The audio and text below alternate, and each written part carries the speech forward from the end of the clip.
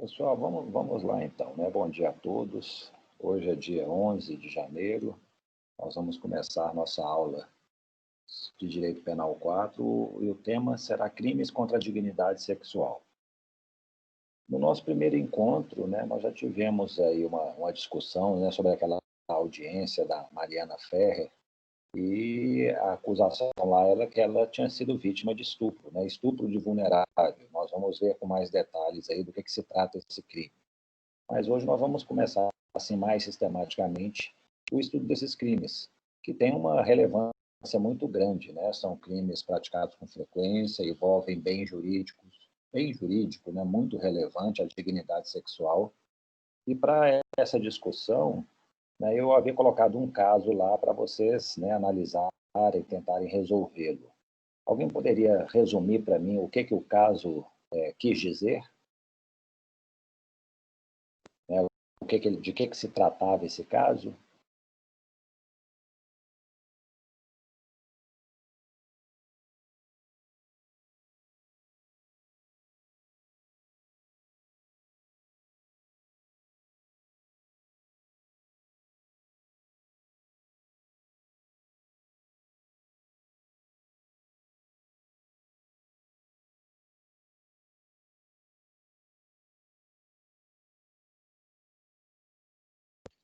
Professor, eu posso falar, já que ninguém se habilitou? Sim, vamos lá. Pessoal, aqui, ó, É, toda aula eu vou pedir para alguém apresentar o caso que foi, né, analisado, tudo. Então, vamos lá, Mariana. tá, desculpa, é porque eu não sei se meu áudio é bom, aí às vezes eu evito de falar. Não, Mas, não, está assim, ótimo. tinham dois casos, né? O primeiro é o da Ana Luísa. Na É... verdade, eu queria que falasse só do outro caso, que é o Ah, sustento. tá bom, é o da Tá, família Moreira, tá. isso. Então, tinha o Jorge, que era pai de duas filhas. Uma, se eu não me engano, era mais nova, menos de 5 anos, e a outra era a Rafaela, de 13 anos. E o Jorge era casado com a Kátia, que seria a madrasta das duas filhas dele. E aí a família está passando por uma dificuldade financeira, o pai está sem emprego e a Kátia se oferece a trabalhar de empregada doméstica, pelo que eu entendi, e a Rafaela dar aulas particulares. Aí diz que a Kátia começa a sustentar a família, a Rafaela começa a gastar o dinheiro com ela mesma. E aí, enfim, acontece que um dia o Jorge foi sair de casa para uma entrevista de emprego e quando ele volta, ele vê a Kátia e a Rafaela num ménage à trois. E aí ele fica todo eufórico e resolve levar as meninas para casa da mãe dele, deixa a Kátia lá.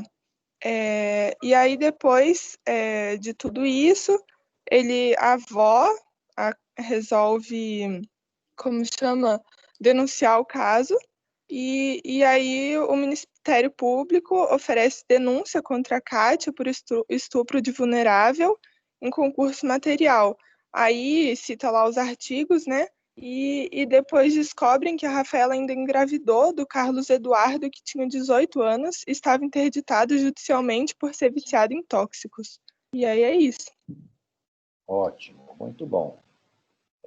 Deixa eu perguntar para vocês, o fato da Rafaela ter 13 anos de idade tem relevância para a situação? Tem, porque a partir de 14 anos, tipo assim, até 14 anos a pena ainda vai ser aumentada. Isso, né? Então, na verdade é o seguinte, o direito penal brasileiro considera que até 14 anos, menos de 14 anos, a pessoa ela assim, não tem uma capacidade válida de consentir para atos sexuais. Então, assim, se ela tivesse 14 anos ou mais, a princípio, assim, poderia talvez nem crime haver. Ou seja, a partir de 14 anos aqui no Brasil, a pessoa pode decidir se quer ter relações sexuais válidas ou não, entendeu?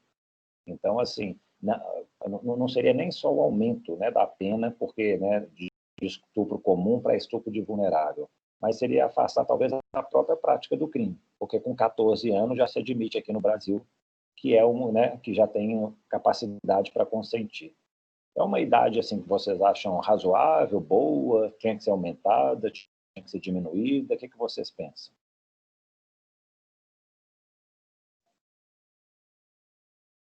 Professor, eu acho complexo, porque, assim, tem adolescentes e adolescentes, sabe? E eu acho que o tipo penal pretende proteger, assim, é essa capacidade mesmo da pessoa de decidir. Então, dependendo da pessoa, se ela, sabe, se todas as amiguinhas dela já tiveram uma iniciação sexual, se ela tem contato com isso, assim, cotidianamente, sabe, ao contrário de outro adolescente que não tem contato, pra mim, assim, não sei, é muito difícil, sabe? Não, eu acho que as pessoas têm que se proteger, assim.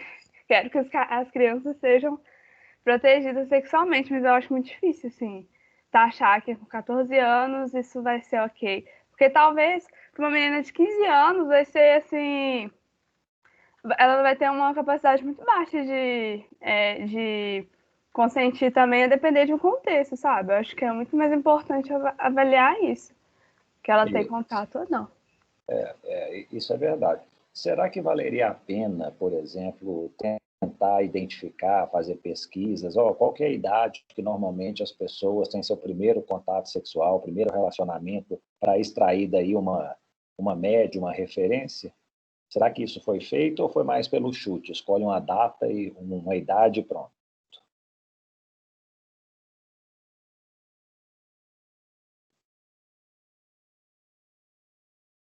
Eu falo o seguinte, já foram feitas, né, pesquisas, são pesquisas até assim, mundiais, de caráter universal, em vários países. Nos Estados Unidos, as pessoas têm o primeiro relacionamento sexual aos 16 anos. Em média, homens é com tal idade, mulher é em outra, tal. Isso aí deveria ser talvez um critério para poder incorporar na lei?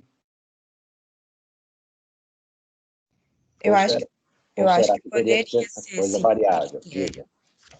Eu acho que poderia ser, sim, um critério nessa pesquisa, assim, mas por chute, se fosse feita essa pesquisa, eu acredito que 14 anos seria uma idade razoável, assim, que poderia ser facilmente encontrada, sabe? Ótimo. Aqui, a Tainara falou, realmente pode variar muito, né? Tem muitas variações, mas acaba que isso aí em tudo, não? Imaginem vocês, às vezes uma pessoa com 18 anos comete um crime, ela pode ser uma pessoa mais imatura, não sei o quê, não tinha uma real percepção das coisas. Às vezes tem um de 16 anos que cometeu um delito e ele já é uma pessoa muito mais assim madura, mais experiente e tal. Então o que acontece? A lei, acho que considerando todos esses fatores, ela costuma meio que estabelecer um critério muito objetivo, né? Mais de 18 é imputável, menos de 18 é inimputável. Foi mais ou menos o que eles fizeram agora aí nos crimes contra a dignidade sexual. Mais de 14 pode ter relacionamento sexual, menos de 14 está proibido. Talvez seja uma solução assim mais prática, né, que o legislador encontrou, do que precisar avaliar em caso a caso se a pessoa teria ou não essa capacidade de consentir. Né? Acaba que simplifica um pouco, né, a análise dessa situação. Foi dito no problema que ela teve estava lá praticando uma homenagem a Troar, praticando atos libidinosos. Alguém sabe me explicar o que são atos libidinosos? É um conceito fácil de entender?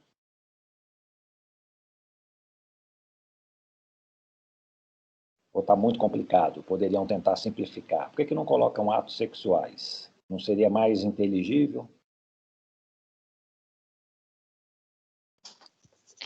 Bom dia, professor. Bom dia. É porque eu acho que os atos libidinosos é tudo, não é só a penetração, né? E aí, atos sexuais é a penetração exclusivamente. Eu acho que é um negócio assim. Aí o que nós vamos ter aqui nos crimes contra a dignidade sexual? Nós vamos ter, na verdade, são dois tipos de atos que o Código classifica. Ele fala em conjunção carnal e em atos libidinosos diversos da conjunção carnal. O que é conjunção carnal? Conjunção carnal é quando, né, o homem insere o pênis na vagina. Então, assim, isso é conjunção carnal. Pode ser ainda que parcialmente tal a inserção, mas isso caracteriza, né, para fins de estupro. Atos libidinosos são todos os demais atos sexuais que não se incluem a conjunção carnal. Então, excluindo a conjunção carnal, né, qualquer tipo de sexo vai ser ato libidinoso. Então, assim, né, então esse conceito, já há muito tempo, é um conceito mais doutrinário, né? No Código Penal a gente não encontra, né, essa distinção. Então, esse conceito a gente precisa...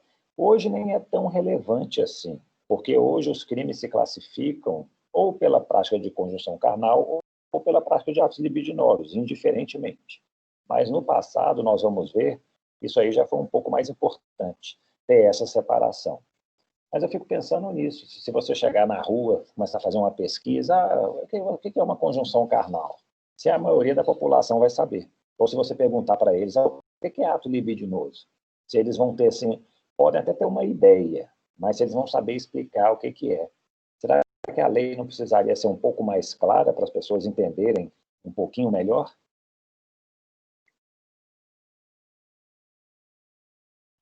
Vocês, eu espero, no fim da aula, né, vão estar sabendo a diferença, então, entre conjunção carnal e ato libidinoso. Mas antes da aula, ou antes de ler sobre o tema, vocês se sentiram, assim, habilitados a saber distinguir um e outro, definir como a doutrina tem feito? Ou é meio novidade?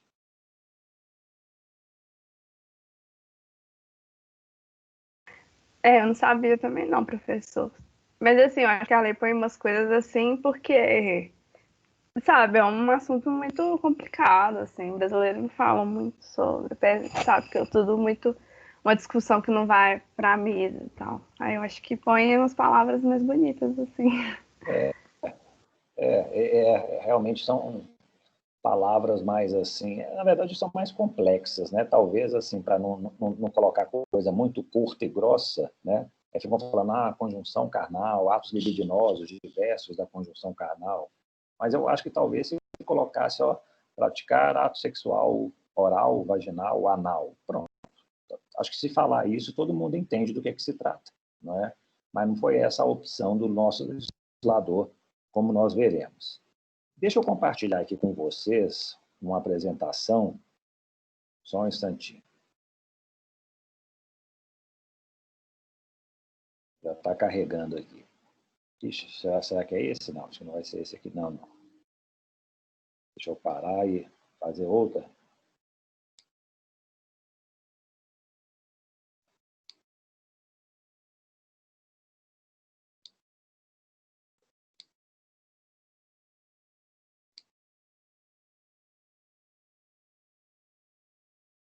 Pronto, é este aqui. Vocês conseguem ver, não é?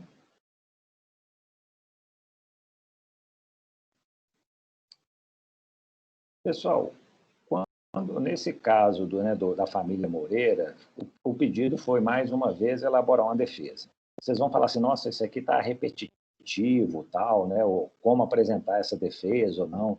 Mas eu já mencionei para vocês, né? A princípio tem essa ordem.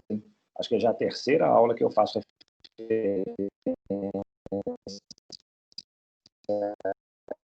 questões relacionadas a análises processuais, erros formais, né? Em seguida, nós vamos relacionar coisas atinentes às prejudiciais de mérito, que no direito penal são as causas de extinção de punibilidade. Então, entra aí prescrição, decadência. Nós vamos ver que, em alguns crimes contra a dignidade sexual, no passado, eles estavam sujeitos à decadência. Era precisa a representação da vítima para poder dar início ao procedimento, né? E aí acaba que isso aí, se a vítima demorasse mais de 6 meses para fazer a representação, estaria extinta a punibilidade. Se não tiver nada disso acontecendo, você pode alegar como defesa aqueles itens previstos no artigo 386 do Código de Processo Penal.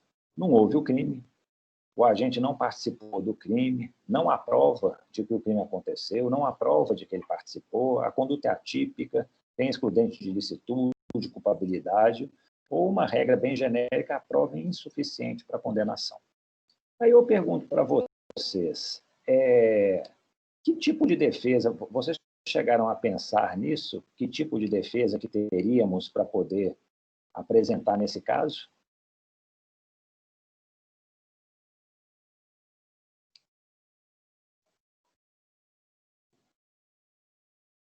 Alguém pensou que tipo de defesa teria a Kátia, né, para se opor aí à acusação de um estupro duplo, né? Um duplo estupro contra vulnerável? Professor, Ah, eu achei que, assim, eu tive um pouco de dificuldade de apresentar algum argumento nas preliminares ou nas prejudiciais de mérito. Então, o que eu achei foi só no mérito mesmo. perfeito. Às E vezes o é que isso mesmo. E o problema realmente, o problema conta o caso assim, né? No momento que está oferecendo a denúncia, né? Não entra naquela questão do processo, tudo. Então, realmente fica mais difícil apresentar preliminares, né? E prejudiciais de mérito. Mais de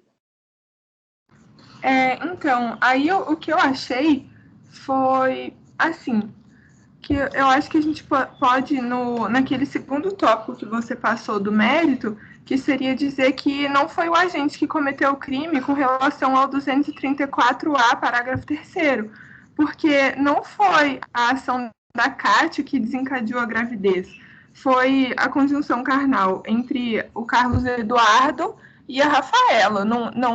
A gravidez não é decorrente da relação com a Rafaela. E aí disso decorre que o artigo 69 também não caberia, porque não há de se falar em concurso material, posto que só teria o 217A e o 226, parágrafo 2º, que seria aumento de pena. Então, eu acho que não teria concurso material e nenhum outro tipo de concurso, na verdade. Você acha, então, que haveria a prática de um crime só? Sim, porque eu entendo que a Rafaela ficou grávida, mas eu acho que isso não é um crime que a Kátia cometeu, então ela não pode ser punida por isso. Gente, é uma coisa óbvia, né, Maria? Imagina, existe uma causa de aumento, né, que decorre da gravidez. Como é que uma mulher vai poder engravidar outra mulher? A princípio, o raciocínio é realmente esse. Fala, ó, ela não teria condições, né, físicas de provocar esse resultado que aumenta a pena. Mas tem uma seguinte questão: e se ela tiver contribuído para que o homem que engravidou, né, tivesse procurado, feito esse resultado? Será que ela, como uma partícipe, como uma cúmplice, como alguém que deu apoio, deu auxílio para a prática do crime, ela não poderia responder na medida de sua culpabilidade? O que vocês acham? Professor, mas eu também fiquei pensando nisso, e eu acho que se eu estivesse na defesa, né, o que poderia ser sustentado é que também não era do interesse da Kátia que tivesse uma gravidez, visto que a família mesmo passava por uma dificuldade financeira. E o nascimento de um bebê traria despesas indesejáveis. E a Kátia em si, eu acredito que ela não tinha intenção de contar para o marido essa ação, então a gravidez não seria possível de omitir esses fatos do pai. Então eu acho que não era uma coisa que ela gostaria que ocorresse. Então, assim, se eu tivesse na defesa, acho que é isso que Não, eu claro. pensaria.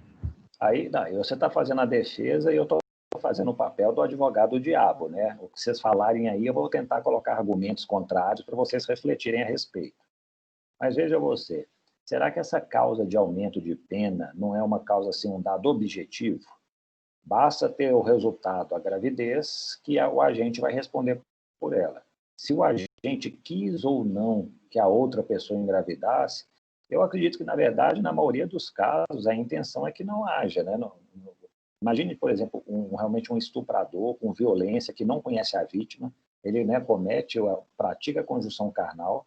Eu acho que a intenção dele não é engravidar essa pessoa, ele quer satisfazer momentaneamente lá o desejo sexual. Mas eu falo assim, objetivamente, resultou uma gravidez. Será que ele não deveria responder por isso?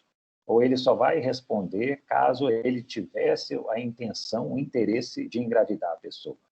Será que a lei não prevê, tipo assim, é um resultado objetivo que aumenta a pena? O que vocês acham?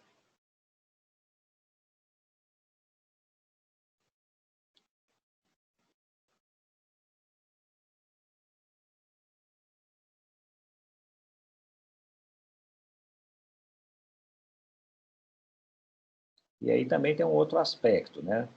Você falou assim, não, vai ser só um crime, então, em relação ao outro, o outro rapaz lá, né, o Carlos, né, que era viciado em tóxicos, houve a prática de um crime contra ele, ou pelo contrário, será que o promotor de justiça errou, ele que teria praticado um crime de estupro? O que vocês acham assim?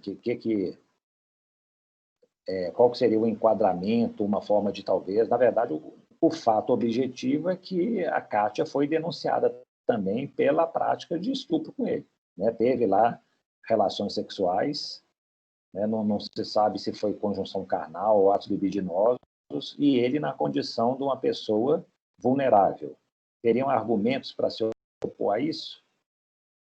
O que um bom advogado de defesa poderia argumentar?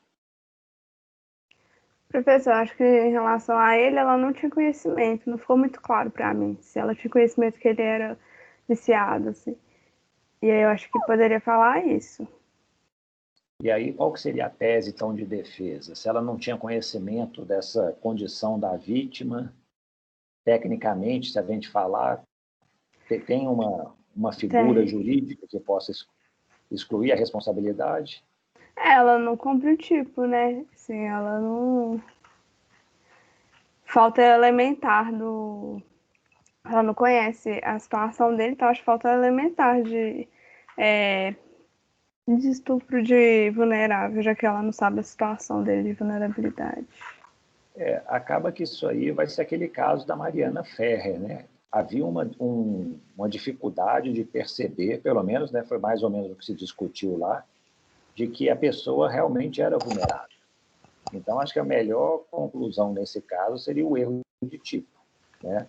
O agente, o autor, ele se confundiu sobre a real situação da vítima, não sabia que ela era vulnerável e manteve a conjunção carnal com ela, atos libidinosos, como se fosse uma pessoa normal. Se ele talvez não tivesse essas restrições, né, seria um ato sexual válido. Ele tinha 18 anos de idade, ela é maior de idade, tudo. Então, acho que a gente poderia, talvez, né, incluir isso aí como um erro de tipo, né? A Kátia se enganou sobre elementos essenciais para a prática do crime.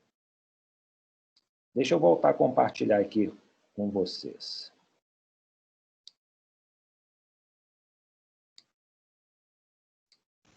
Professor, só uma dúvida. No caso da menina, ela não conseguiria essa absolvição por erro de tipo, por ela não achar que a garota tinha o consentimento dela não seria válido, O que acontece?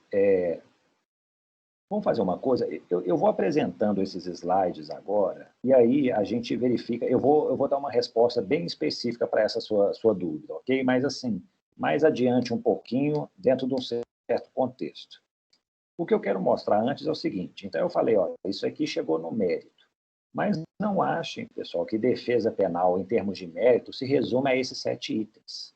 Às vezes, a gente pode chegar e falar o seguinte, ó, ele talvez seja culpado mesmo. Não tem como falar que o crime não aconteceu ou que ele não participou. A figura é típica, não tem nenhuma causa de exclusão de licitude, de culpabilidade, as provas são suficientes, mas talvez seja possível melhorar a situação do réu, né? Tentar aprimorar, né? Reduzir as consequências de uma condenação criminal. E aí a gente entraria essa outra parte. Aqui, ó, imagine que a condenação é inevitável. Uma coisa que a gente pode fazer é trabalhar com a desclassificação. O que é a desclassificação?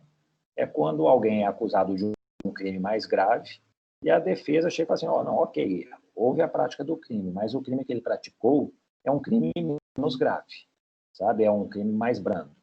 Com tráfico de droga é muito comum que isso aconteça.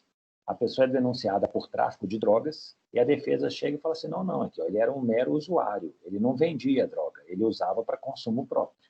Então, pede para desclassificar para uma infração que é muito mais branda.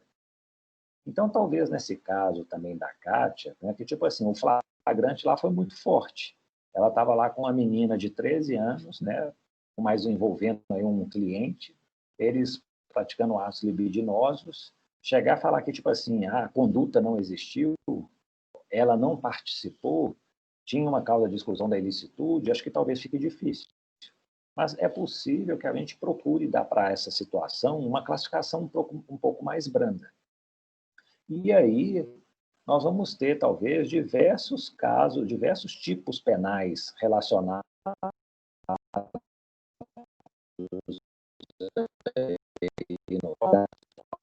possam, talvez, né, tentar trazer uma pena menos severa. Então, vejam vocês, por exemplo, o estável, né, que é ter conjunção carnal ou praticar outro ato libidinoso com menor de 14 anos. A pena é grave, de 8 a 15 anos. É uma pena, pessoal, mais grave até que um homicídio, se a gente for pensar, né? O homicídio simples, a pena mínima são 6 anos, 6 a 20. Mas a gente talvez pudesse chegar e falar assim, ó, será que a Kátia, ela não induziu alguém menor de 14 anos a satisfazer a lascívia de outra? Isso é um tipo penal, corrupção de menores, artigo 218, a pena de 2 a 5 anos.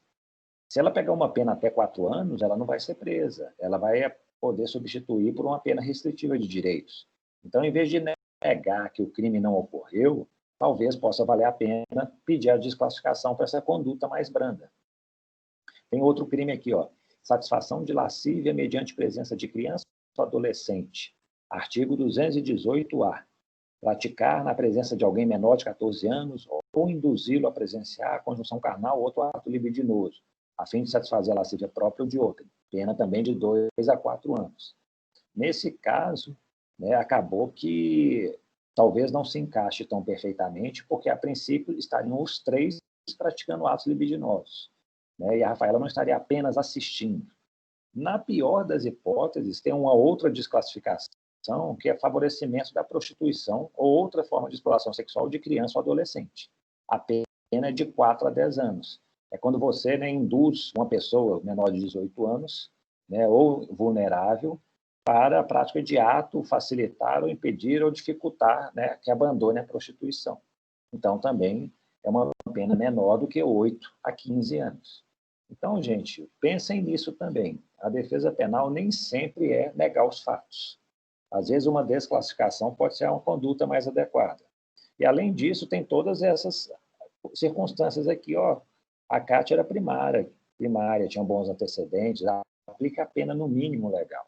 Aqui, ó, tem alguma agravante, tal, não, vamos arrumar elementos para poder afastar. No caso, tem uma causa de aumento de que ela era madrasta, né, da Rafaela. Então, temos argumentos para poder afastar isso? Outra coisa, tem algum privilégio, alguma causa de diminuição, alguma atenuante que possa ser aplicada? Se a pena fixou até 4 anos, faz parte da defesa chegar e falar, ó, juiz, eu quero que substitua por pena restritiva de direitos. Além disso, tem que ser aplicado o regime mais favorável para ela, né? De preferência o regime aberto, se possível, uma prisão domiciliar. E, além disso, eu quero que assegure o direito de recorrer em liberdade. O julgamento do recurso pode demorar aí anos, décadas, e às vezes fala assim, ó, fica em liberdade enquanto está sendo realmente definida a culpabilidade de forma definitiva. Então, vamos aguardar em liberdade. Tudo isso são formas, né, de tentar se defender no processo criminal. E acho que nesse caso específico da Kátia, talvez esse tipo de defesa seja mais produtivo do que a defesa, né, de simplesmente de negar o crime ou de falar que não houve participação. Aí vai depender muito aí da sensibilidade do advogado, da percepção dele. Ok? Algum comentário? O que vocês acham? Então, vamos em frente. Pessoal, eu queria falar para vocês o seguinte. Em relação a crimes contra a dignidade sexual, eu queria dividir em 3 momentos temporais. Nós temos aqueles primeiros crimes que foram criados aí em 1940, com o Código Penal. Temos o que está em vigor agora, sobretudo após a Lei 12.015 de 2009, que houve uma mudança, assim, completa nos crimes contra a dignidade sexual. Eu queria também falar desse projeto de lei que está no Senado, de 236 de 2012, para mostrar o seguinte, se o Código Penal for aprovado, como previsto nesse projeto, como ficarão os crimes contra a dignidade sexual? Na verdade, eu penso o seguinte, eu acho até difícil que esse projeto seja aprovado. Ele está lá meio assim, dormindo no Senado, entendeu? Mas, assim, eu acho interessante trazer isso para mostrar qual que é a percepção futura que o nosso legislador tem em mente para tratar dos crimes contra a dignidade sexual. E aí eu vou comentar vários delitos, né, contra a dignidade sexual, considerando o passado, o tempo atual e o futuro, para vocês terem uma ideia um pouquinho melhor do que nós vamos lidar aí nas próximas aulas, tá bom? Então vamos em frente. Aqui,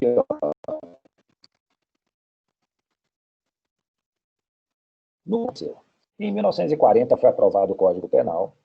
Ele previa 2 tipos de crime. Estupro, que tinha uma previsão de pena de 3 a 8 anos, e atentado violento ao pudor, uma pena de 2 a 7 anos. Eram crimes independentes. Um estava previsto no artigo 213, o outro no 214.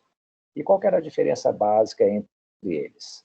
No estupro era você ter conjunção carnal, mediante violência ou grave ameaça com alguém.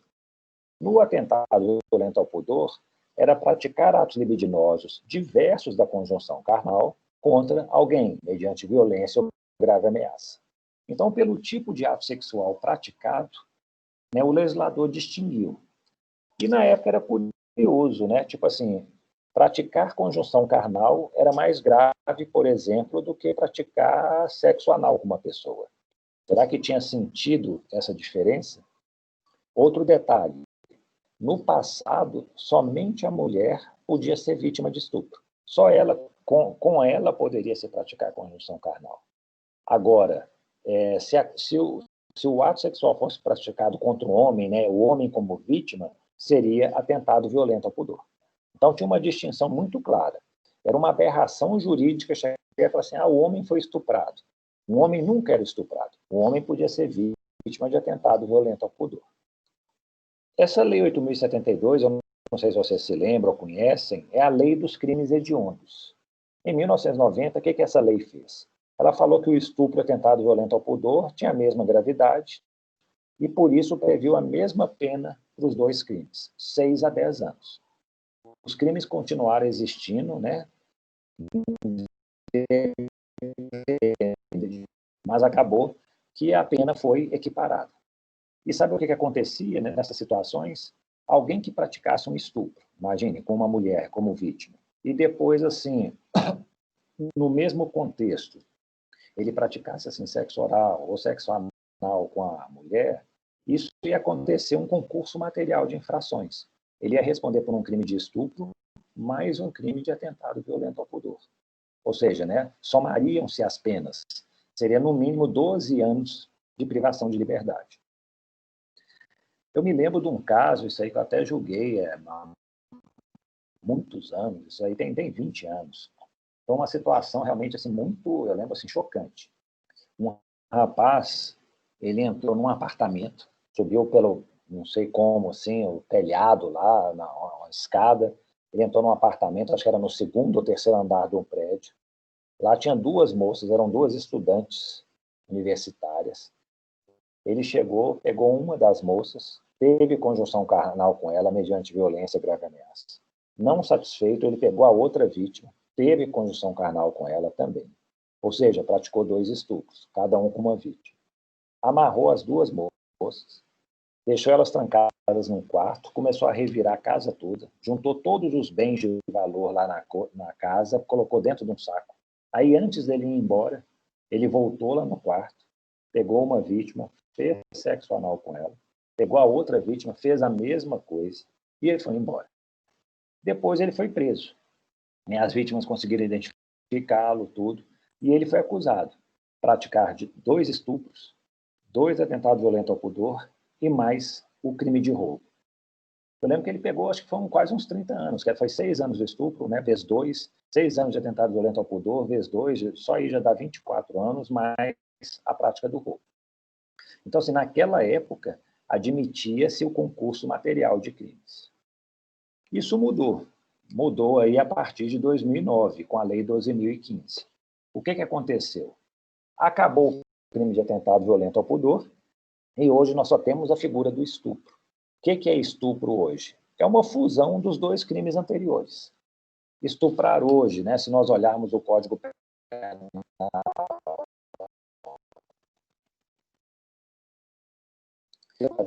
a ter conjunção carnal ou praticar ou permitir que com ele se pratique outro ato libidinoso. Então, misturou, fundiu as duas figuras. Hoje, esse tipo penal se tornou um tipo misto alternativo. O que significa? Aquele agente que tinha praticado 2 estupros e 2 atentados violentos ao pudor, hoje em dia, ele teria praticado 2 estupros apenas, né? A prática de um sexo anal posterior era mais um ato do crime de estupro que ele teria cometido. É lógico que a gente pode, talvez, aumentar a pena. Espera aí, fala assim, ó, não vai ser só 6 anos pelo estupro. Ele também praticou uma outra forma de sexo. Então, vamos aumentar aí para 8 anos, para 9, não sei, né? Mas, em termos de infração, são condutas bem distintas, né? Bem distintas, mas que a lei passou a considerar como se fosse uma só. Ok? E aí, o que aconteceu? Posteriormente, aí, nos últimos anos, na verdade foi em 2019, eles introduziram também a figura do estupro coletivo e do estupro corretivo, né? O que significa isso aí? O estupro coletivo vai ser aquele em que tem a prática do crime por mais de 2 agentes, né? Isso aí, acho que houve um caso no Rio de Janeiro, teve uma repercussão muito grande, era uma menor de idade, vários homens parece que abusaram dela. Então, eles alteraram o Código Penal para introduzir esse tipo de infração. E também tem o estupro corretivo, que é quando você pratica o crime com aquela intenção de, como é que fala? Dar uma orientação, né? Corrigir, é como uma forma de punição, né, da pessoa que vai ser estuprada. Para essas duas situações, tem a previsão de um aumento de pena de 1/3 a 2/3. Então, se você quer controlar o comportamento social ou sexual da vítima e você estupra com essa finalidade, encaixa aí no estupro corretivo. Então, às vezes, está lá, sei lá, o pai indignado com a orientação sexual da filha ou do filho, não sei. Ele fala, não, vou te mostrar o que você tem que fazer tal, e comete um delito desse. Isso aí tem um aumento de pena de 1/3 a 2/3. O futuro, o que vai acontecer? O nosso projeto de Código Penal, né, gente, repito aqui, ó, isso aí pode não virar lei, pode acontecer nada, mas eu acho que é interessante trazer. Ele mantém a pena do estupro de 6 a 10 anos. Ele mantém também um único delito, não é estupro e atentado violento ao pudor, é só estupro. E a lei é mais clara. É simplesmente aquilo, né, você constranger alguém mediante violência ou ameaça a praticar ato sexual, vaginal, anal ou oral. Pronto, isso é estupro. Eu acho que é algo mais inteligente de pessoas, né? E aí tem uma previsão. Se você pratica mais de uma dessas condutas, a pena aumenta de 1/3 a 2/3. Eu acho que se você pratica as 3 condutas, o aumento será de 2/3. Então, é uma forma que o legislador do futuro está pensando em lidar com esse tipo de infração. Tá bom? Alguma dúvida, pessoal? Posso avançar? Não se esqueçam, então, hoje o que está vigorando no Brasil é esse aqui, o presente. É uma figura de estupro, pena de 6 a 10 anos. A figura é única, seja conjunção carnal, seja ato libidinoso. Temos as modalidades do coletivo, do corretivo, né? E a pena a ser aplicada é um tipo misto alternativo, ou seja, praticou conjunção carnal, mais sexo oral, mais sexo anal, o crime continua sendo único. O que pode ser aumentado é a pena base nas suas circunstâncias.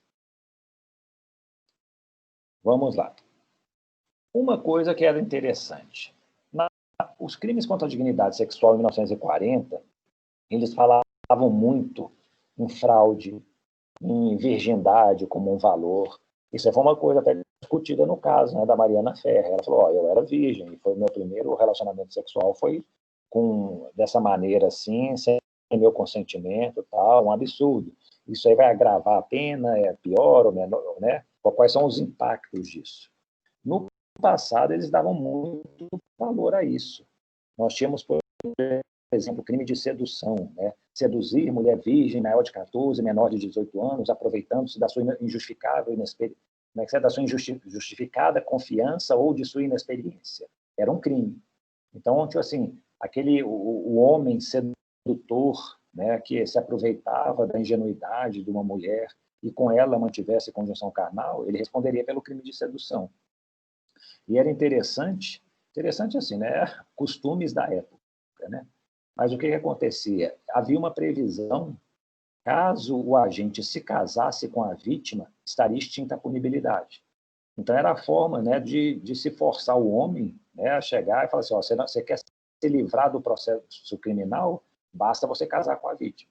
E aí você, tipo assim, salva a honra da mulher, não é uma mulher solteira que perdeu a virgindade, sem um marido, o negócio é se casar com ela. Pessoal, no passado, né, hoje a gente fala em crimes contra a dignidade sexual. No passado, esse título do Código Penal se chamava crimes contra os costumes. O que eram os costumes? Era a moral da época. Então, o Código Penal tinha muita coisa moral, né? Era muito relacionado a pecado. E a tendência, né, da legislação penal é cada vez mais se afastar dessa concepção de pecado, de moralidade, e realmente criminalizar condutas que violam, que lesam os bens jurídicos, né? Que lesa a dignidade, lesa a honra, patrimônio, vida, integridade física. Mas o nosso código, né, pela época em que ele foi editado, ou seja, há 80 anos, 81 anos, ele carregava muito isso, né, valores morais que eram incorporados como crimes. Então, veja que o artigo 215 tinha um crime que era posse sexual mediante fraude, ter conjunção carnal com mulher honesta mediante fraude. Aí começa, o que é mulher honesta? Mulher honesta, na época, era aquela mulher que era solteira, sem filhos, ou então era uma mulher casada, né, tudo. Uma mulher que era separada do marido, ela não era uma mulher honesta. Uma mulher solteira com filhos não era mulher honesta. Então, esse conceito de mulher honesta vigorou até 2005. Você vê, não é algo também tão longínquo assim, não, né? Tem 15 anos, 16, mas persistiu bastante, entrou no século XXI. Então, era um conceito em que o Código Penal dava muito valor à virgindade e a questão da fraude sempre a mulher como vítima. Não tinha nenhum crime em que o homem era vítima de um crime sexual. Sempre ele era, né, o algoz e a mulher a vítima. O que aconteceu aí, né, até 2009 e na sequência? Existe hoje, é o único crime do Código Penal, na parte da dignidade sexual, em que se fala em fraude. E esse crime é a violação sexual mediante fraude. Qualquer pessoa pode ser vítima, homem ou mulher, e no caso é ter conjunção carnal ou praticar ato libidinoso mediante fraude ou outro meio que impeça ou dificulte a livre manifestação de vontade da vítima. Alguém saberia me dar um exemplo de um crime desse hoje em dia, em que você utiliza a fraude para manter conjunção carnal ou praticar ato libidinoso? Quem me ajuda nisso?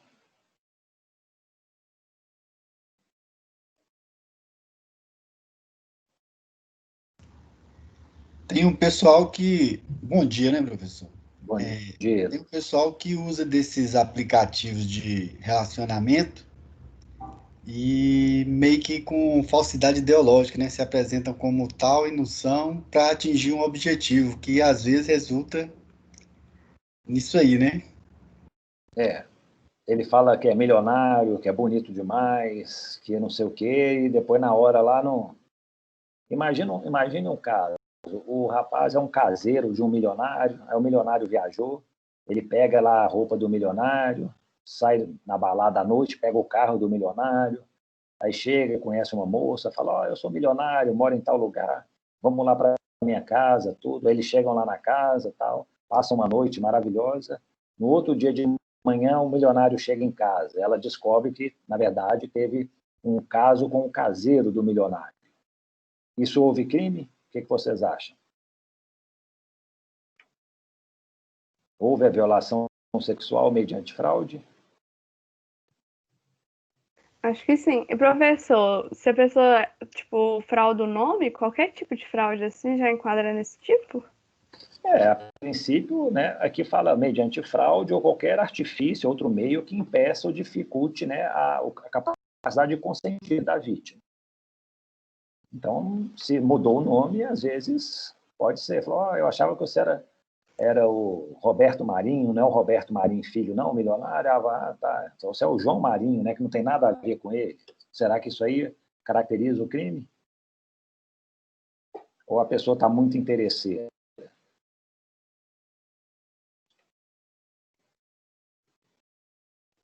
Isso aqui, gente, se a gente for pensar, isso aqui é o estelionato sexual, né? Às vezes tem os estelionatários que cometem um crime contra o patrimônio, né? Enganam alguém para obter vantagem patrimonial.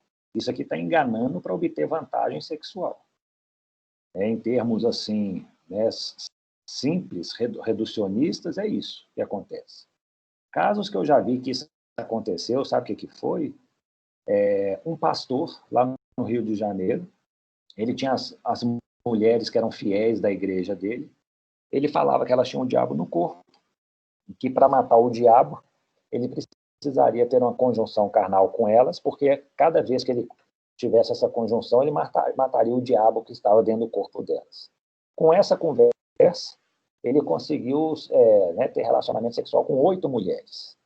Depois que isso aí se desenvolveu, né, começar a falar sobre o marido de uma soube, não sei o quê, tal, todas perceberam, né, mais ou menos o golpe e foram à delegacia de polícia fazer, né, uma ocorrência e uma representação contra isso. E eu lembro que ele tinha sido preso preventivamente, esse pastor. Eu não sei o resultado do processo, mas assim, isso pode ser um caso aí de violação sexual mediante fraude. O Luiz está falando aqui, né, o caso do João de Deus, né? O João de Deus, lá de Abadiane, em Goiás, será que ele é um caso em que houve fraude? Ou será que vai ser um estupro de vulnerável? Eu não vou falar por agora nada não, porque assim, nós vamos ter uma aula específica para discutir esse caso, ok? Mas pensem nisso. O João de Deus, quando ele pegava, né, a maioria eram mulheres, né, as vítimas. As mulheres iam lá, fragilizadas emocionalmente, ele tinha relacionamentos sexuais com elas, sob argumentos de que ia curar a pessoa ou curar o familiar, tal. Isso aí é uma violação sexual mediante fraude ou será um estupro de vulnerável? O que vai acontecer no futuro, pessoal? No futuro, o projeto de lei não prevê mais crimes com fraude. Então, assim, se alguém foi vítima de engano, foi, né, ludibriada, e por isso cedeu sexualmente a outrem, problema da pessoa. Pode talvez ter alguma reparação no âmbito civil, pedir indenização, mas o Código Penal não vai mais se ocupar disso, né? Então, assim, é a orientação que vai ser seguida. Uma coisa que... Diga, vamos lá. E no caso de uma mulher que vai ao ginecologista, ele faz alguma conduta que ela acredita ser uma consulta, mas na verdade ele está praticando algo além da medicina, assim. O que talvez vá acontecer assim no futuro, né? Hoje talvez isso aí possa ser enquadrado como violação sexual mediante fraude, ou dependendo, né? Se você reduz a capacidade de resistência da vítima de uma tal maneira, isso aí pode caracterizar um estupro. Se no futuro, eu acho, que não houver mais nenhum crime de fraude, eu acho que a tendência vai ser enquadrar isso como um estupro. Falando, talvez, um estupro de vulnerável, falando que a pessoa teve a capacidade de resistência reduzida pela forma como a coisa se desenvolveu, né? E isso acaba que é um problema, né? Porque, assim, às vezes, a pessoa até não tinha capacidade de resistência tão grande, ela foi enganada, né? Mas, então, assim, a pena, a princípio, seria um pouco menor. Mas, provavelmente, eles vão enquadrar naquela pena mais grave, de 8 a 15 anos. Vejam vocês um exemplo disso. Vocês devem ter se lembrado aí, houve caso em que, dentro de um ônibus, né, tinha lá um homem se esfregando numa mulher. Houve um dos casos que ele até acho que ejaculou nessa mulher. Eu lembro que ela gritou, falou com o motorista, parou, eles foram direto para a delegacia. Esse rapaz foi preso em flagrante, mas logo em seguida ele foi solto, falando aqui, ó, ele não cometeu estupro.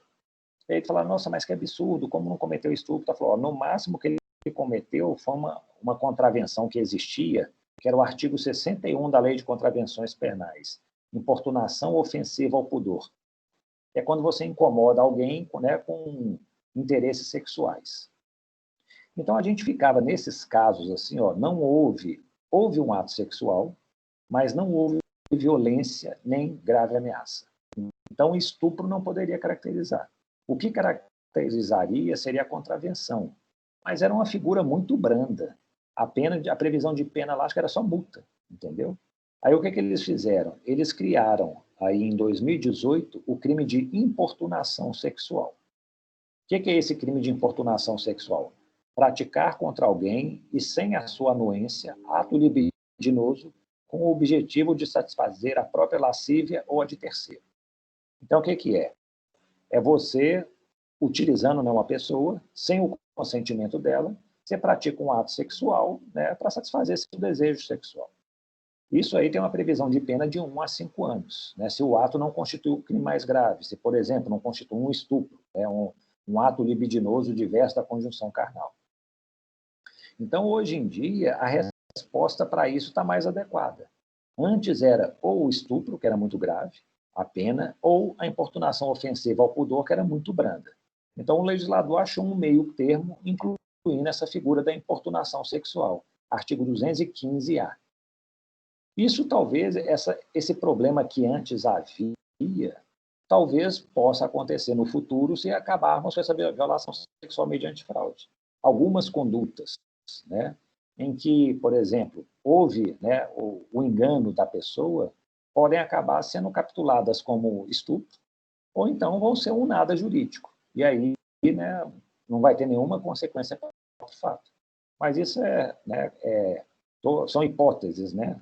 Então, vamos ver, vamos trabalhar com o que está presente. Hoje, o que está presente nós temos o artigo 215, que trata da violação sexual mediante fraude, indistintamente, seja homem ou mulher como vítimas. Ok? Vamos avançar.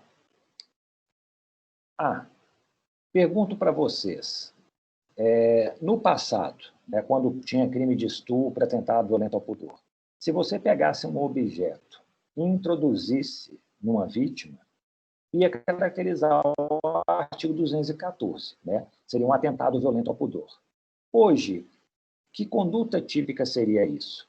Mediante violência ou grave ameaça, você introduz um objeto na vítima, que não seja, né, o pênis ou parte do seu corpo, para não caracterizar nenhum ato libidinoso, nem conjunção carnal. Hoje seria crime também isso? O que vocês acham?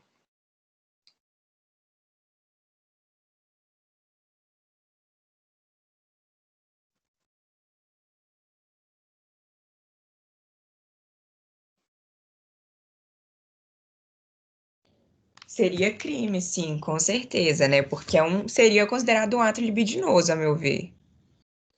Hoje acaba que acho que a interpretação que se daria hoje seria que isso constituiria ato libidinoso e que seria um estupro, né?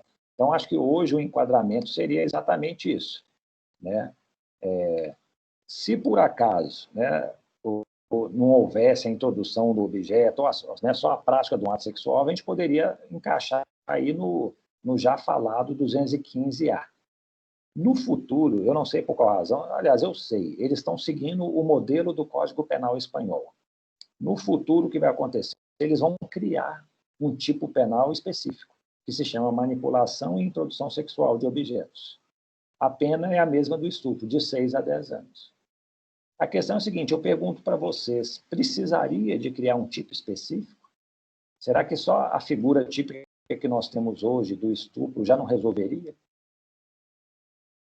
Acaba que eles estão achando que, ao utilizar o objeto, não vai ser um ato libidinoso, pode ter dúvida, nunca seria uma conjunção carnal, que tem um conceito muito restrito, então é melhor criar um tipo penal.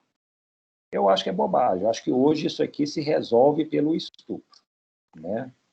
Mas, igual o João discorda, está falando, não, acho que seria necessário criar um tipo específico. Sim, se a gente quiser ser muito detalhista, o tipo específico resolve melhor, isso é verdade. A meu receio, a gente também começar a ser tão detalhista, né, que aí nós vamos ter que ter, 500. E realmente, o futuro Código Penal, acho que ele tem uns 500 crimes previstos.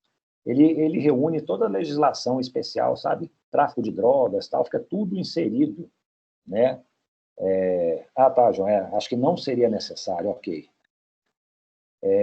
Então, assim, na verdade, o próximo Código Penal vai ficar muito volumoso, né? Mas, assim, por quê? Porque está criando, talvez, trabalhando em muitos detalhes.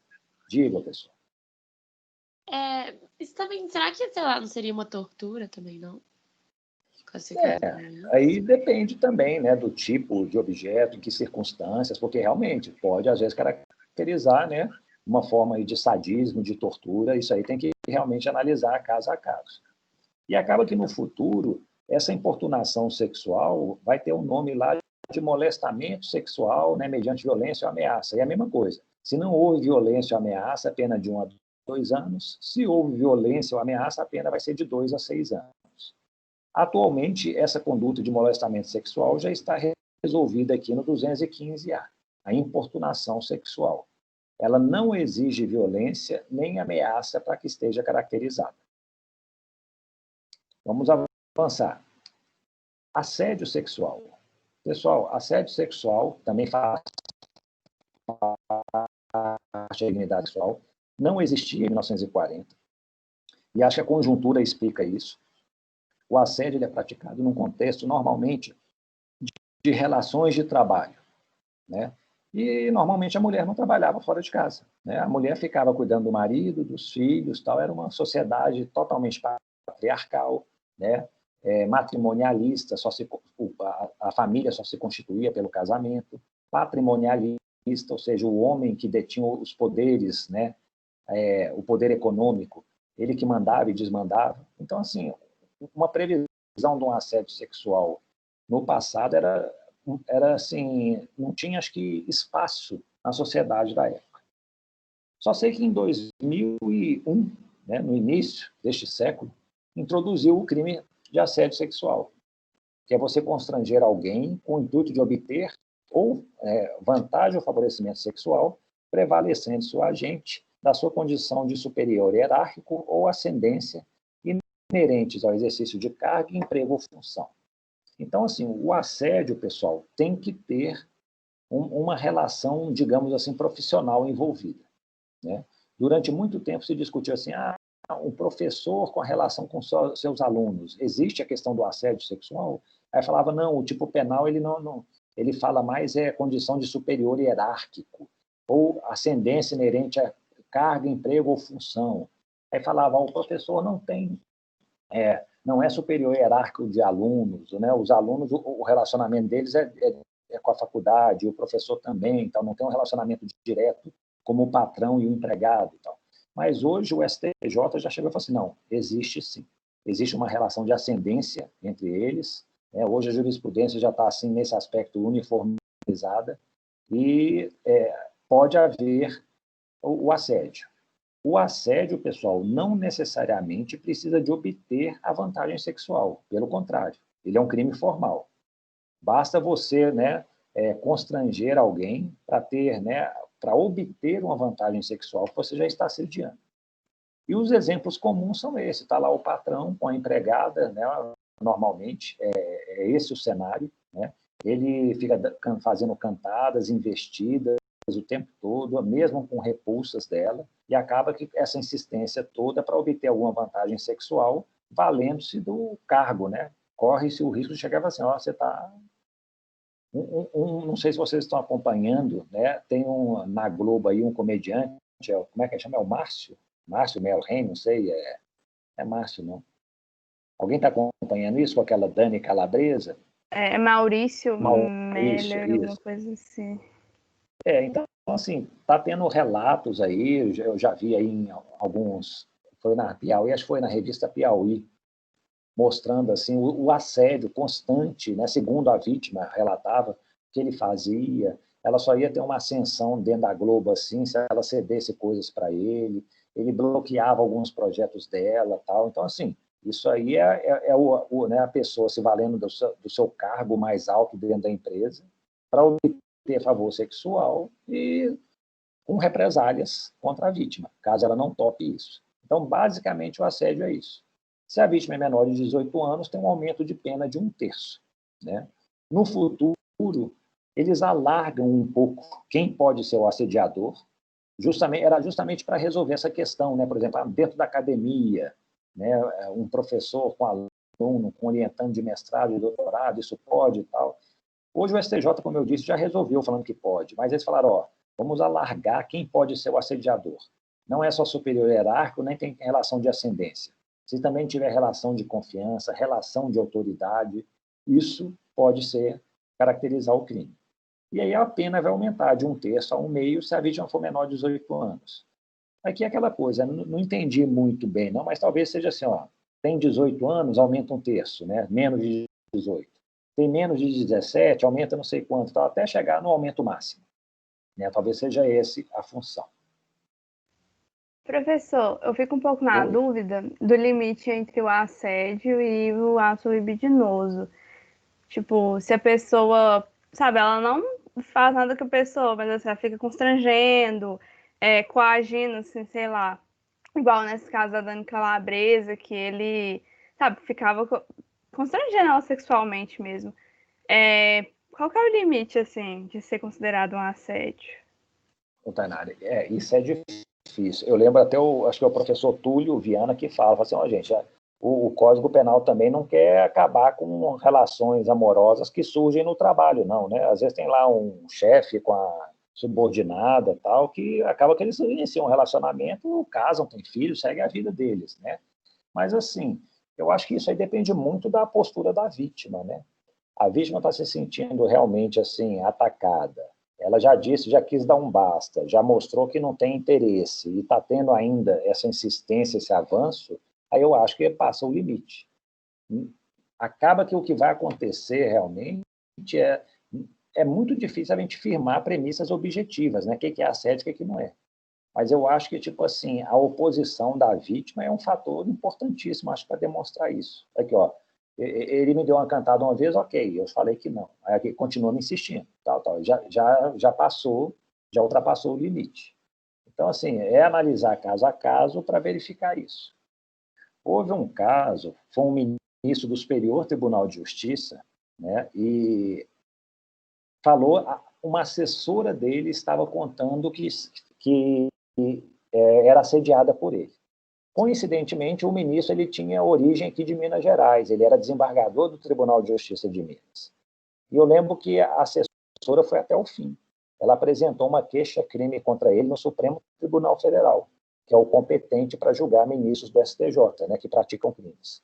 E no caso, eu lembro, foi curioso que a vítima, né, falou que ele ficava lá assim, todo galanteador com ela, não sei o quê, e que num determinado dia, que acho que foi a gota d'água, que ela chegou assim com um processo para ele, na mesa dele, ele foi e colocou o braço assim por trás dela e puxou ela assim para o corpo dele. Ela foi, se afastou assim, falou, que é isso, ministro? Tá achando que eu sou aquelas vagabundas de Minas Gerais? O ministro ficou todo assim, né, sem graça, tudo, ela foi e apresentou uma queixa-crime. O que aconteceu?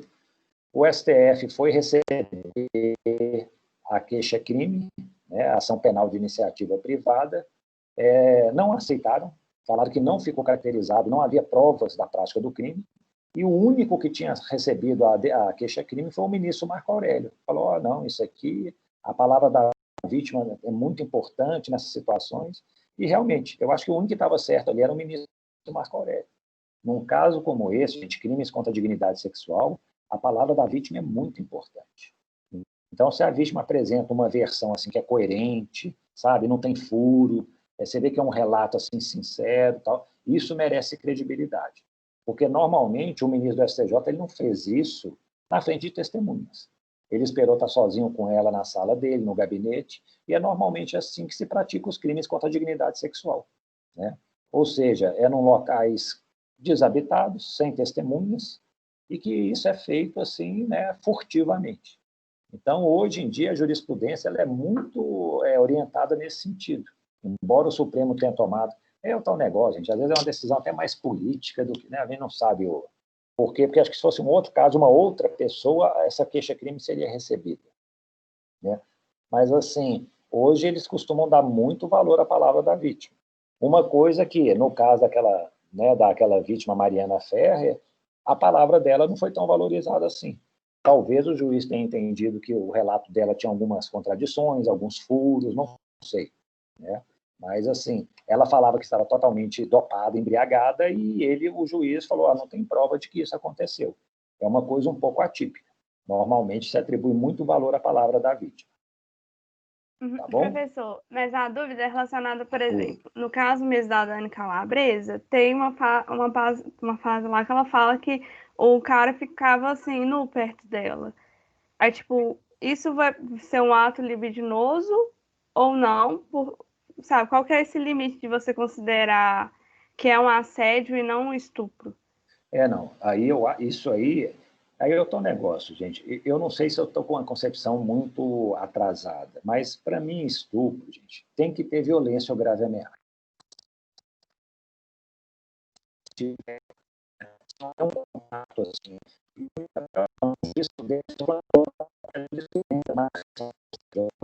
Eles admitem que haja um ato libidinoso, mesmo sem contato físico, entendeu? Então, assim, seria um estupro mesmo sem contato físico. Para mim é uma coisa um pouco difícil de entender, mas já se tem isso. Nessa situação específica, eu falaria o seguinte, a princípio parece que não teve violência ou grave ameaça, mas também eu acho que passou o assédio sexual. Isso aí, se ele fica assim, por exemplo, nu perante a vítima, isso aí eu acho que já chega aí àquela importunação sexual, né? Praticar contra alguém sem a sua anuência um ato libidinoso com o objetivo de fazer a própria lasciva ou de terceiro, né?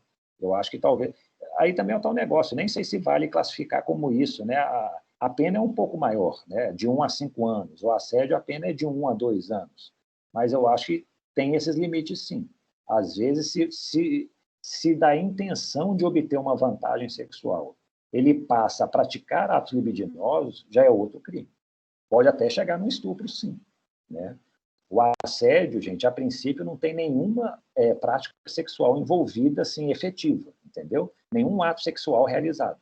É a mera intenção de você obrigar alguém a constranger alguém a obter uma vantagem sexual. Essa vantagem sexual pode não ser obtida. Mesmo assim, o crime se consuma e está caracterizado. Agora, houve a prática do ato sexual, já é outra história. Pode chegar até mesmo a um estupro. Ok? Vamos avançar. Isso aqui, gente, é só para crime de esterilização. Nosso Código Penal nunca previu isso. Aí nós temos uma lei de 96 que prevê realizar esterilização cirúrgica em desacordo com o artigo 10. Se a gente olhar o artigo 10 dessa lei, nós vamos verificar lá que é tipo assim, a pessoa tem que ter pelo menos 2 filhos para poder fazer a esterilização, ela tem que ter mais de 25 anos de idade, precisa do consentimento do companheiro, do cônjuge, sabe? Marido e mulher e vice-versa. Então, assim, tem vários requisitos. Se não observa esses requisitos, pode caracterizar o crime. No futuro, né, eu estou trazendo isso aqui mais pelo futuro, vai ser um crime previsto no Código Penal, que se chama esterilização forçada. Esterilizar alguém sem seu consentimento genuíno.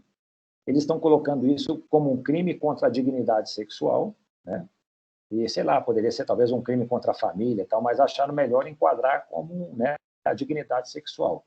E tem essa previsão de pena que é a mesma da que existe atualmente, de 2 a 8 anos.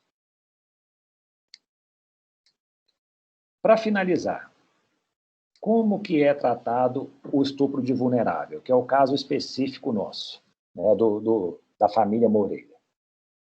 Até 2009, pessoal, a gente sempre trabalhou aqui no Brasil com a presunção de violência. O que isso significava? Se você tem um relacionamento sexual, conjunção carnal ou ato libidinoso com alguém que não é maior de 14 anos, era alienada mental ou débil mental, ou não podia oferecer resistência, ia praticar um crime de estupro ou de atentado violento ao pudor, né? Então, assim, chegava e falava assim, um homem de 25 anos teve um relacionamento sexual, uma conjunção carnal com uma menina de 13. Vamos presumir que houve violência, porque ela não tinha um consentimento válido, ela era menor de 14 anos. Então, se houve violência presumida na prática sexual com violência é estupro. E aí a pessoa respondia pelo crime de estupro com presunção de violência. Eles acabaram com isso em 2009. tiraram a presunção de violência e previram uma figura específica, o artigo 217A, estupro de vulnerável. Não mudou muito as características, não. Mudou mais a nomenclatura, né? Menor de 14 anos, enfermidade ou deficiência mental, ou não pode oferecer resistência. Mas o que aconteceu? Como houve a previsão de um crime específico, a pena passou para 8 a 15 anos. Ou seja, praticar um estupro comum é 6 a 10. Um estupro com vulnerável é de 8 a 15. No passado, o tratamento era idêntico, era a mesma pena. Hoje, não. E aí, o que acontecia? Nessa transição, teve muita gente que começou a falar assim, mas peraí, mas a vítima ela já tinha experiência sexual prévia, ela parecia que ela tinha 18 anos de idade, era uma pessoa já formada, alta, grande, até para parecer o corpo já totalmente formado. Tal. Não havia presunção de violência. A discussão se tornou a tal ponto que eles chegaram e falaram assim,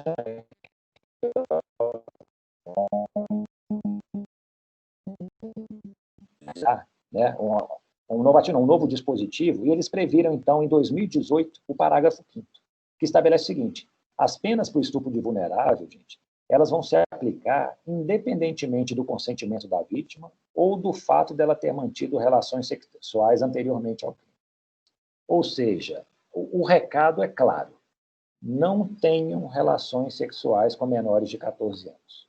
Se tiver, isso será crime, independentemente se a pessoa tem vontade, consentimento ou não, se ela já teve relações anteriores, já tinha uma experiência sexual, pouco importa. É proibido fazer sexo com menor de 14 anos. Essa acho que foi a regra que passaram, é isso que a jurisprudência tem aplicado. Então, assim, hoje, ter relacionamento sexual com menor de 14 anos vai dar muito problema. Dificilmente a pessoa vai conseguir se isentar de pena, apresentar uma defesa, né? Afastar a prática sexual, porque esse parágrafo 5º foi muito claro em tentar fechar todas as saídas assim defensivas que poderiam existir. No futuro, permanece o estupro de vulnerável, a pena vai ser um pouco reduzida, vai de 8 a 12 anos, e o curioso é que eles abaixaram ainda mais a idade para consentir sexualmente. Então, quem tem 12 anos de idade já vai poder validamente praticar atos sexuais. Agora, menos de 12 anos, aí já é outra história. Será um vulnerável e quem tiver relacionamento com ele vai cometer o crime de estupro.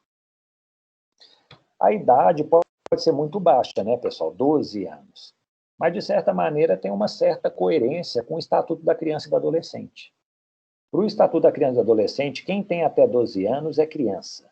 12 anos para cima, né, até menos de 18, é adolescente. O adolescente, ele responde, não criminalmente, mas se ele mata alguém, né, se ele estupra, tal, entre 12 e 17 anos, ele vai responder a uma medida, a um processo de prática de ato infracional, ele vai ser aplicada para ele uma medida socioeducativa.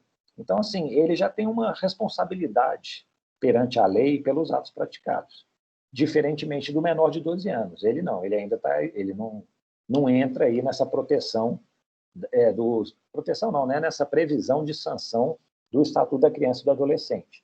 Então, a lei, ao fazer isso, ela dá uma lógica ao sistema. Fala, ó, se ele tem capacidade de praticar atos infracionais a partir dos 12 anos, então ele também tem que ter capacidade de decidir sexualmente a sua vida. Né? Ele pode ser internado, né? Ser preso praticamente, né? Aos 12, 13 anos de idade. Então, ele também vai poder praticar atos sexuais válidos.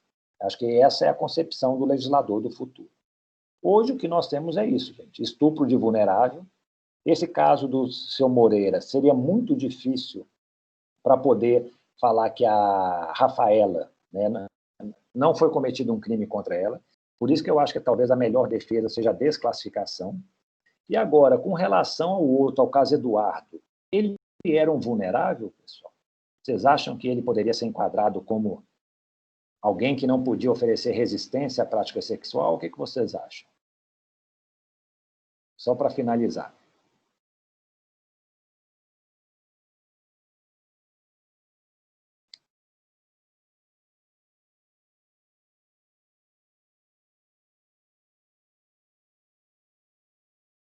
Professor, acho que sim, porque ele estava interditado judicialmente.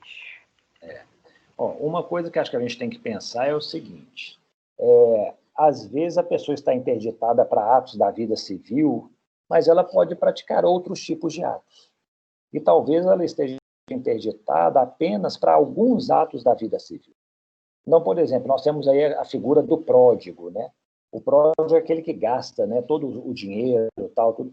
Ele não tem capacidade de administrar o patrimônio dele. Mas, assim, ele pode votar em eleições, ele pode exercer outro tipo de ato. Às vezes ele vai ter filhos, às vezes ele vai cuidar da orientação dos filhos, da educação deles, tal. Então, assim, é uma incapacidade relativa, né, para determinados atos. Eu acho que o fato dele ser usuário de drogas, né, mesmo assim, viciado, eu não sei se coloca ele numa situação de vulnerabilidade. Ele não possa praticar atos assim de gestão, né, do patrimônio dele, ele vai simplesmente direcionar todos os recursos para consumo de drogas, tal. Mas será que, por exemplo, então ele está assim proibido de ter uma vida sexual ativa, né? Então o que a gente acho que tem que pensar é isso, né? Até que ponto que uma incapacidade civil pode realmente gerar uma incapacidade penal, uma capacidade de não... Por exemplo, ele com 18 anos de idade, e se ele tivesse cometido um crime, ele seria inimputável ou ele poderia responder? Aí nós vamos ter que fazer um incidente de insanidade mental, verificar se ele tinha consciência da ilicitude, a capacidade de se determinar de acordo com essa consciência. Então, tudo isso tem que ser analisado. Eu acho que é o seguinte, o fato dele ter ido lá, dele ter pago para realizar um programa sexual, tudo, eu acho que ele tinha capacidade válida de praticar o ato sexual, entendeu? É lógico, a gente pode até pensar, não, tem que analisar assim, detalhes, né? O caso não traz tão detalhes assim. Mas, a princípio, eu não o colocaria como uma vítima de um estupro, não. Pelo contrário, ele que foi lá, provavelmente, querendo buscar, né, meios para satisfazer o desejo sexual dele. Então, o que a gente tem que ter em mente é isso.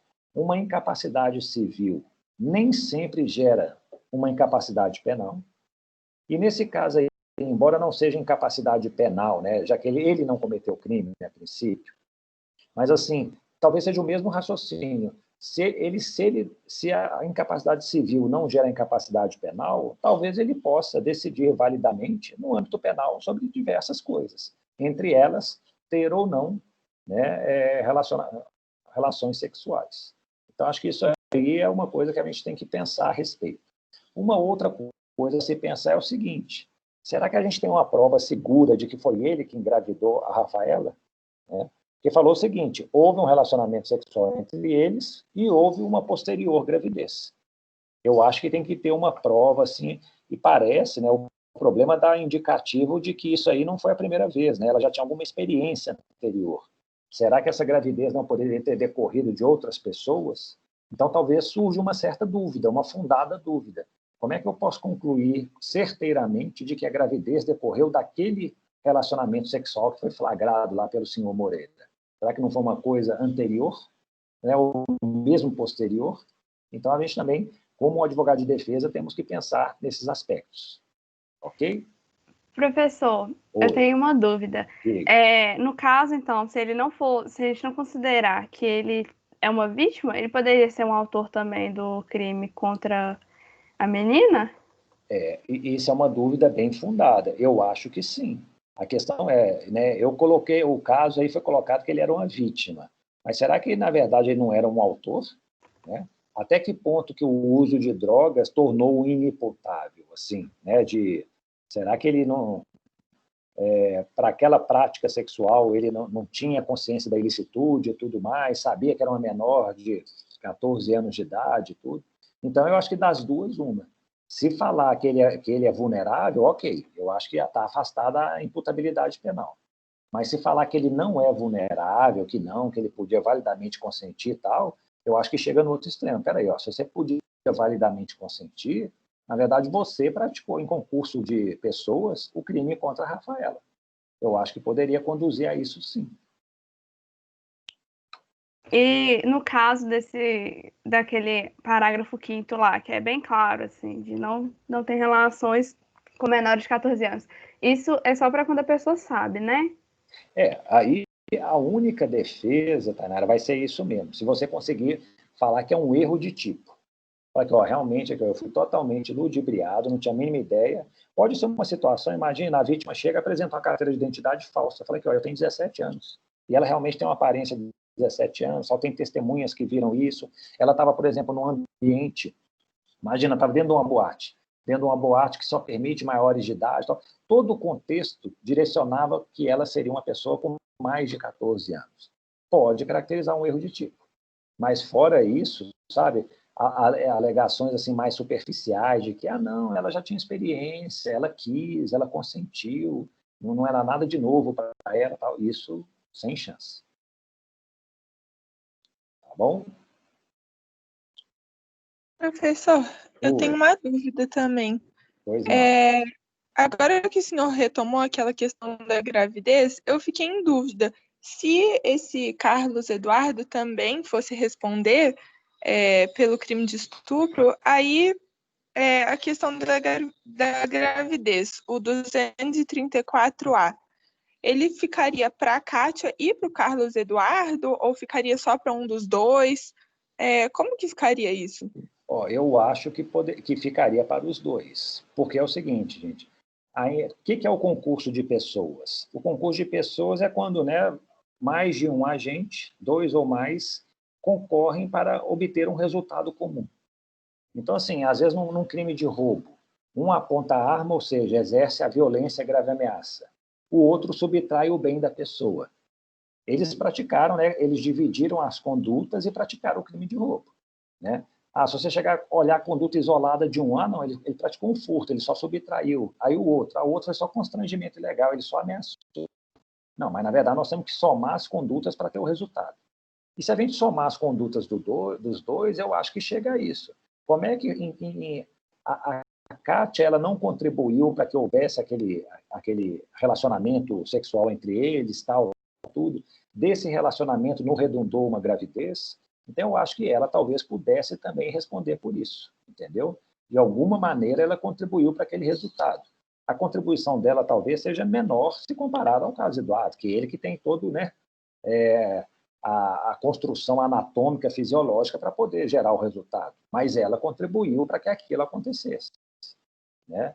Então, e a mesma coisa, uma mulher segurou a outra enquanto o homem praticava a conjunção carnal. Os dois respondem pelo crime. Não dá para falar que só o homem praticou, porque é só ele que pode praticar a conjunção carnal. Então, assim, temos que ver a contribuição de cada um. Então, assim, tirando a dúvida, que eu acho que a defesa tinha que centrar mais nisso, falar que, eu posso realmente argumentar, não, ela é mulher, não teria como gerar a gravidez, mas, independentemente disso, não temos prova segura de que aquela gravidez decorreu daquele relacionamento sexual em que os dois estavam presentes, né? O caso Eduardo e a Kátia. Então, acho que a defesa tem que ir por aí. Mas eu acho que pode, pelo concurso de pessoas, ser imputado aos dois.